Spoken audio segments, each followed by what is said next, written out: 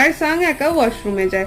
Continuously কেউ সাংয়ের ওয়াশরুমের দরজায় নক করতে থাকে, যাতে বিরক্ত হয়ে সে বেরিয়ে আসে। সে নোটিস করে ওয়াশরুমের সব ট্যাপ খোলা, তাড়াতাড়ি সে সব ট্যাপ বন্ধ করে দেয়। তখন হঠাৎ সে দেখে একটা জল ভর্তি বালতি সেখানে রাখা। সে ভয়ে ভয়ে সেদিকে এগিয়ে গেলে একটা অদৃশ্য শক্তি তাকে সেই জলে চোবাতে থাকে আর এভাবে তাকে মেরে ফেলে।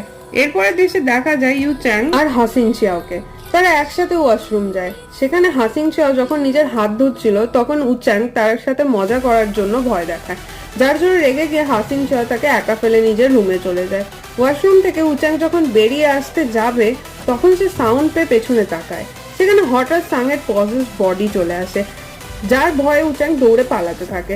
অপরদিকে হাসিং শিয়াও নিজের রুমে কারোর একটা উপস্থিতি টের পাচ্ছিল। ভয়ে সে বিছানার উপর উঠে বসে, কিন্তু পর মুহূর্তেই সে রিয়েলাইজ করে আত্মাটি তার নিচে নয় বরং ওপরে ছাদে রয়েছে। সাথে সাথে সে দৌড়ে রুম থেকে বেরিয়ে যায়।